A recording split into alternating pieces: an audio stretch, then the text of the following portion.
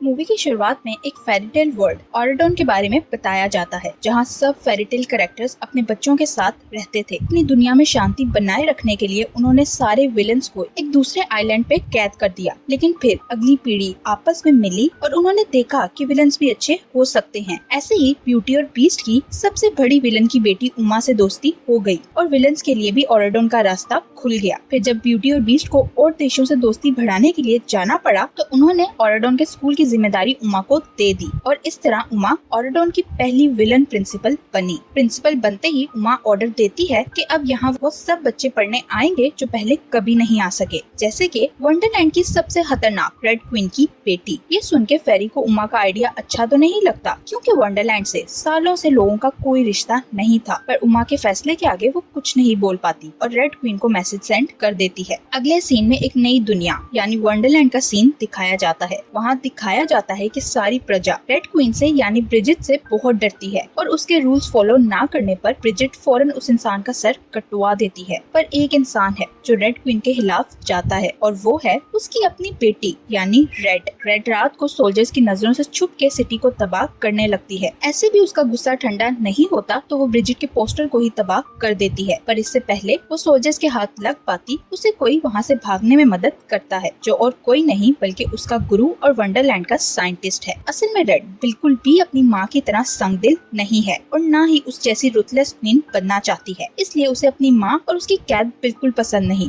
पर उसके पास यहाँ से आजादी का कोई भी रास्ता नहीं है, इसलिए अपना गुस्सा इसी तरह निकालती है। साइंटिस्ट रेड को एक टाइम मशीन वॉच का बताता है जिसकी मदद से रेड अपनी किस्मत बदल सकती है, पर अभी ये मशीन तैयार नहीं थी और इसके इस्तेमाल से ब्रिजिट गायब भी हो सकती थी, इसलिए वो रेड को ये इस्तेमाल नहीं करने देता। पर रेड तो रेड थी, इसलिए वो मौका पाके वहाँ से निकलने से पहले वॉच को चुरा लेती है, क्योंकि उसे यकीन था कि उसे कभी न कभी इस वॉच की जरूरत जरूर पड़ेगी। नेक्स्ट सीन में हम सिंड्रेला की बेटी क्लोई को देखते हैं जो अपने पिता के साथ स्वॉर्ड फाइट की प्रैक्टिस कर रही थी। क्लोई अपनी माँ की तरह सबसे बहुत फ्रेंडली होती है, इसलिए सब उसे बहुत ज्यादा पसंद करते हैं। तभी वहाँ सिंड्रेला आकर क्लोई को उसके अच्छे बिहेवियर के लिए अपनी तरह के एडवांस कांच के जूते गिफ्ट करती है, जो देखकर क्लोई बहुत खुश हो जाती है। जिसके बाद सिंड्रेला और क्लोई ऑरेडन स्कूल के लिए निकल जाते हैं, क्योंकि अब क्लोई के वहाँ पढ़ने का वक्त आ गया था, पर क्लोई के पिता अपने किसी काम की वजह से उनके साथ नहीं जा पाते। दूसरी तरफ वंडरलैंड में ब्रिजिट यानी रेड क्वीन को दिखाया जाता है, जो रात की तबाही की वजह से गुस्से से लाल हुई पड़ी थी, पर अपना खराब पोस्टर देखकर तो उसका पारा आसमान को चढ़ जाता है। इस आग में घी डालने का काम कमांडर करता है, जब वो बताता है कि वो कल्प्रिट को नहीं पकड़ सका। ब्रिजिट खुद कमांडर को सजा देने की बजाय रेड को आगे कर देती है ताकि वो फ्यूचर क्वीन बनने के लिए तैयार हो सके, पर रेड किसी को बिला वजह तकलीफ देने के हक में नहीं थी, इसलिए ये सब यही रोकने की कोशिश करती है, पर उसकी माँ के होते हुए ऐसा नहीं कर पाती। आखिर में उसे अपनी माँ के मुताबिक अपने दिल पर पत्थर रखते हुए कमांडर का सर कलम करने का हुक्म देना पड़ता है, पर इससे पहले वो बेचारा कमांडर दर्दनाक मौत मरता साइंटिस्ट उमा का लेटर लिए क्वीन के पास आ जाता है, जिसमें रेड को ऑरेडोन में पढ़ने की पेशकश दी गई थी। रेड को इसकी कोई खास उम्मीद तो नहीं थी, क्योंकि ब्रिजिट ने उसे कभी वंडरलैंड से बाहर जाने की इजाजत नहीं दी, पर हैरत अंगेज तौर पर वो रेड को वहाँ भेजने के लिए तैयार हो जाती है। ये सुन के रेड की तो खुशी की कोई इंतहा नहीं रहती और फिर वो अपनी माँ के साथ अपनी जिंदगी के एक नए सफर पर निकल जाती है। ब्रिजिट रेड को लेकर ऑरेडोन के स्कूल में पहुँचती है, जहाँ नए आए हुए बच्चों के लिए एक सेरेमनी रखी गई थी। स्कूल में उन्हें सिंड्रेला और क्लोई भी नजर आते हैं। यहाँ हमें पता चलता है कि सिंड्रेला और ब्रिजिट पहले ही एक दूसरे को जानते हैं, क्योंकि वो दोनों स्कूल टाइम में साथ थी। सिंड्रेला ब्रिजिट से बात करने की कोशिश करती है, लेकिन ब्रिजिट उससे सीधे मुंह बात नहीं करती। सिंड्रेला को ब्रिजिट की ये बात अच्छी नहीं लगती, लेकिन वो उसे कुछ नहीं कहती। सेरेमनी शुरू होती है तो ब्रिजिट रेड को एक मिरर देती है और रेड से कहती है, तुम इस मिरर की मदद से अपना फ्यूचर देख सकती हो। लेकिन रेड को ये मिरर नहीं चाहिए था, पर ब्रिजिट के बार बार कहने पर रेड को मिरर रखना पड़ता है। फिर सेरेमनी में फेरी गॉड मदर आती है, जो स्कूल की पुरानी प्रिंसिपल थी। गॉड मदर स्कूल की नई प्रिंसिपल उमा का वेलकम करती है, जिस पर उमा सेरेमनी में आके हर तरह के इंसान और नए रूल्स को यहाँ वेलकम करती है, क्योंकि अब ऑरेडोन बिल्कुल बदल गया था और यहाँ अब वो सब कुछ होने वाला था जो पहले कभी नहीं हुआ। सबसे पहले उमा वंडरलैंड से आई ब्रिजिट का स्वागत करती है, क्योंकि बहुत समय से वंडरलैंड से यहाँ कोई नहीं बुलाया गया था। जैसे ही उमा ब्रिजिट का स्वागत मदद करती है तो उसी वक्त वो खड़ी होकर सबको अपनी असलियत दिखा देती है। ब्रिजिट के हाथ में कुछ जादुई कार्ड्स थे जिनकी मदद से वो ऑर्डन स्कूल के सब दरवाजों को बंद करके बहुत सारे कार्ड्स को यहाँ बुला लेती है। असल में ब्रिजिट यहाँ कोई पुराना बदला लेने आई थी। दरवाजा बंद होने की वजह से कोई भी यहाँ से बाहर नहीं निकल पाता। सब लोगों में भगदड़ मच जाती है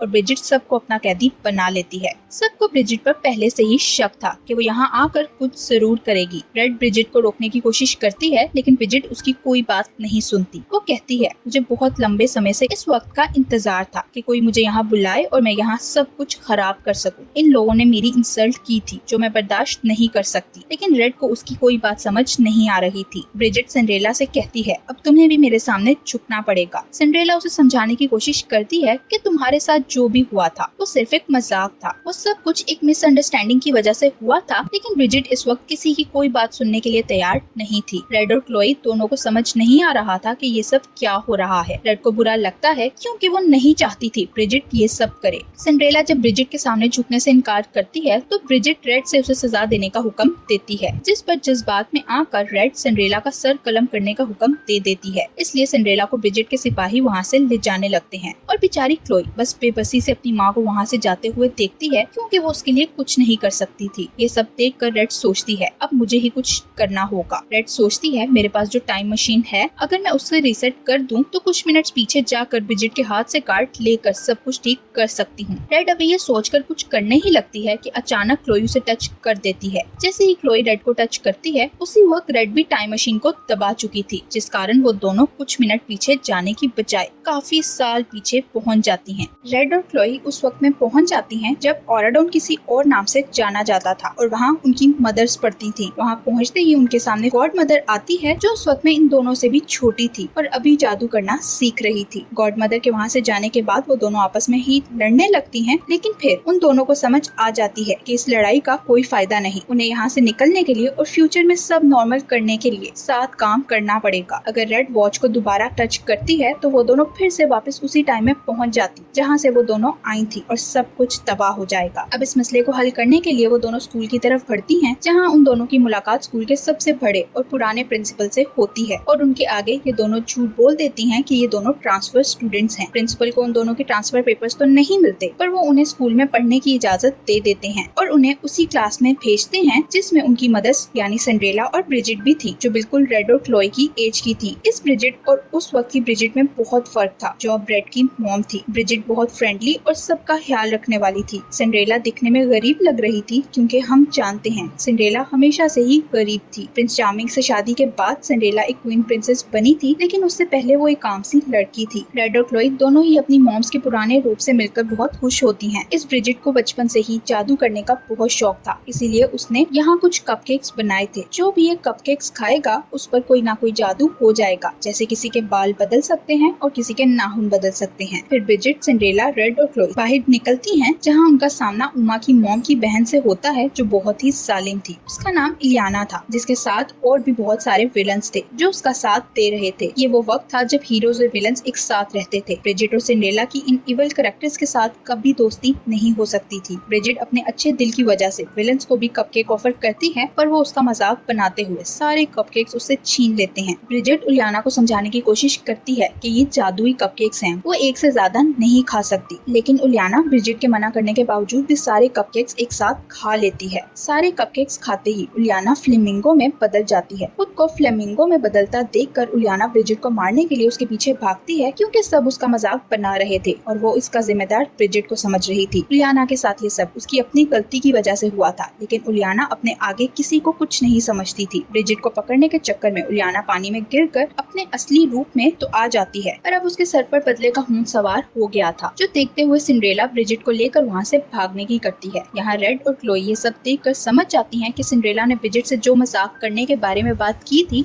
वो यही बात थी। इलियाना गुस्से में आकर ब्रिजिट से बदला लेगी, इसलिए ब्रिजिट भी विलन बन जाएगी। वो दोनों सोचती हैं हमें इस प्रैंक को रोककर सब चीजों को गलत होने से बचाना है। यहाँ प्रिंस चार्मिंग भी दिखाया जाता है, जो एक रॉयल फैमिली से था, फिर भी बचपन से सिंड्रेला को पसंद करता था। सब जानते थे सिंड्रेला को कोई भी पसंद नहीं कर सकता, क्योंकि वो एक तो गरीब थी और दूसरा अपने बारे में में हमेशा नेगेटिव ही सोचती थी। फिर भी ब्रिजिट उसकी बेस्ट फ्रेंड थी और उसे दिल से प्यार करती थी। इधर रेड और क्लोई सब कुछ ठीक करने से पहले यहाँ अपनी अपनी मॉम के साथ कुछ वक्त बिताना चाहती थी। वो दोनों सिंड्रेला के घर पहुँचती हैं तो उन्हें पता चलता है कि सिंड्रेला हर वक्त अपने बारे में हमेशा बुरी बातें ही क्यों बोलती रहती है। असल में सिंड्रेला की सौतेली मॉम उससे बहुत ज्यादा काम करवाती थी। सौतेली मॉम के साथ उसकी 2 बेटियां भी रहती थी जो सिंड्रेला के साथ नौकरों जैसा बर्ताव करती थी। इन दोनों को अपने घर में देखकर सिंड्रेला उन्हें यहाँ से जाने का कहती है, लेकिन वो दोनों वहाँ से जाने से मना कर देती हैं। वो इन दोनों से कहती है, मुझे स्कूल में जाने दिया जाता है, मेरे लिए यही बहुत बड़ी बात है। रेड और क्लोई सिंड्रेला को समझाने की कोशिश करती हैं कि तुम बहुत अच्छी लड़की हो। अभी सिंड्रेला उन दोनों की बातें सुन ही रही थी कि इसी बीच क्लोई के हाथ से एक वाज टूट जाता है। ये देखकर सिंड्रेला चिल्लाते हुए उसे कहती है, तुम तो एक प्रिंसेस हो, लेकिन मैं प्रिंसेस नहीं हूँ। अब इसका अजाब मुझे भुगतना पड़ेगा। तभी सिंड्रेला की सौतेली माँ भी वहाँ पहुँच जाती है और सिंड्रेला पर चिल्लाने लगती है। सिंड्रेला की मॉम उसका खाना भी बंद कर देती है, जो देखकर क्लोई को बहुत बुरा लगता है और वो सोचती है, मेरी मॉम के साथ उनकी लाइफ में कितना कुछ बुरा हुआ है और मैं उनकी मदद भी नहीं कर पा रही। रेड और क्लोई जानती थी उलियाना अपने दोस्तों के साथ मिलकर जरूर कुछ न कुछ करने वाली है, इसलिए वो दोनों उलियाना का पीछा करती हैं। उलियाना अपने दोस्तों के साथ एक सीक्रेट जगह पर पहुंचती है जहां उन्हें उसके प्लान का पता चलता है कि वो एक काले जादू वाली कुक बुक की मदद से फेस्टिवल वाले दिन ब्रिजिट से बदला लेने वाली है। अब इन दोनों का अगला टास्क उस बुक को उलियाना से पहले ढूंढना था। उन्हें यकीन था कि ब्रिजिट के पास ही बुक जरूर होगी क्योंकि उसे कुकिंग का बहुत शौक है, जिस पर वो दोनों उसके डॉर्म रूम में जाती हैं, जो देखकर रेड बिल्कुल हैरान हो जाती है। उसकी मॉम एक कलरफुल लाइफ गुजार रही थी जो वो हमेशा से जीना चाहती थी, पर अपनी फ्यूचर क्रूअल मॉम की वजह से ये नहीं कर पा रही थी। जब तक ब्रिजिट बुक ढूंढती है, वो दोनों उसके रूम में पड़े फ्यूचर दिखाने वाले मिरर से फ्यूचर देखती हैं, जिससे उन्हें पता चलता है कि ब्रिजिट ने सिंड्रेला को मरवा दिया है और अब चार्मिंग भी उसके कदमों में पड़ा है, जो देखकर दोनों काफी परेशान हो जाती हैं। खैर ब्रिजिट वहाँ आकर उन्हें बताती है ये बुक उसके पास नहीं है क्योंकि इसमें सारा काला जादू है और ऐसी बुक्स प्रिंसिपल अपने रूम में स्पेशल प्रोटेक्शन के साथ रखता है ताकि कोई भी उसका गलत फायदा ना उठा सके। अब ये बुक कैसे हासिल करनी है यही सोचते हुए दोनों अपने रूम में जाती हैं। क्लोई अपने अच्छे दिल की वजह से सच का साथ देने का सोचते हुए जाकर प्रिंसिपल से बात करने का कहती है, पर रेड इस हक में नहीं थी क्योंकि उसे यकीन था कि प्रिंसिपल उनका यकीन नहीं करेगा और सब खराब हो जाएगा, इसलिए वो बुक चुराने का कहती है। किसी फैसले तक पहुँचने के बजाय दोनों के बीच बहस हो जाती है और क्लोई वहाँ से चली जाती है। अपनी मुश्किल को आसान करने के लिए क्लोई अपनी मॉम के पास जाती है ताकि उनसे मशवरा ले सके। यहाँ न सिर्फ क्लोई और सिंड्रेला का बॉन्ड स्ट्रॉन्ग होता है, क्लोई को सिंड्रेला की मदद से फैसला करने में भी आसानी हो जाती है और वो समझ जाती है कि जो गलत काम किसी की भलाई के लिए किया जाए वो गलत नहीं होता। अगर कुछ मैटर करता है तो वो है सिर्फ साफ नियत। इसलिए वो रेड की मदद के लिए सीधा उसके पास पहुँचती है और वो दोनों साथ मिलकर प्रिंसिपल ऑफिस में बुक चुराने के लिए चली जाती हैं। वहीं उलियाना भी अपने दोस्तों के साथ बुक लेने के लिए ऑफिस की तरफ बढ़ती है। क्लोई और रेड को बुक तो मिल जाती है, पर प्रिंसिपल की जादुई प्रोटेक्शन की वजह से उन दोनों के लिए बुक हासिल करना मुश्किल हो रहा था। जैसे तैसे जादुई प्रोटेक्शन को खत्म करते हुए आउटलॉ गार्ड्स के साथ लड़ते हुए वो दोनों बुक हासिल करने में कामयाब होती ही हैं कि उलियाना अपने दोस्तों के साथ वहाँ पहुँच जाती है और बुक पकड़ लेती है। रेड उसे रोकने के लिए आगे बढ़ती है, पर क्लोई उसे रोक देती है। जैसे ही उलियाना बुक खोलती है तो जादुई प्रोटेक्शन की वजह से वो और उसके दोस्त वही स्टैचू बन जाते हैं। इस मौके का फायदा उठाकर रेड और क्लोई उससे बुक छीन लेते हैं। कोई साफ दिल का इंसान ही इस बुक को खोल सकता था, इसलिए रेड क्लोई को बुक खोलने का कहती है, पर अब तक क्लोई तो ये समझ चुकी थी कि रेड का दिल भी साफ है, इसलिए वो रेड को बुक खोलने को दे देती है और रेड बुक खोलने में कामयाब भी हो जाती है। तभी इन्हें प्रिंसिपल के आने की आवाज सुनाई देती है, जिस पर दोनों उन विलन्स को वहीं फंसा के विंडो से भागने में कामयाब हो जाती हैं और प्रिंसिपल उन सब विलन्स को सस्पेंड कर देते हैं, जिस वजह से अब वो लोग फेस्टिवल में भी नहीं जा सकेंगे और कोई ब्रिजिट का मजाक नहीं बनाएगा। यानी सारा मसला हल हो चुका है। तो रेड और क्लोई वापस जाने का फैसला करती हैं और टाइम मशीन की मदद से वापस सेरेमनी में पहुंच जाती हैं। दोनों उसी समय में वापस पहुंचती हैं जहां ब्रिजिट कार्ड्स को खोलकर जादू करने वाली थी। इस बार भी वो ऐसा ही करने लगती है तो रेड उसे रोकने की कोशिश करती है, पर इस बार कार्ड्स उछालने पर गार्ड्स की जगह फ्लावर्स और बटरफ्लाईज आ जाती हैं। क्योंकि पास चेंज होने की वजह से फ्यूचर वाली ब्रिजिट भी बदल गई। इसी के साथ सब कुछ ठीक हो जाता है और सब पेरेंट्स और बच्चे सेरेमनी को बहुत एंजॉय करते नजर आते हैं। यही इस मूवी की एंडिंग भी हो जाती है। Thank you for watching.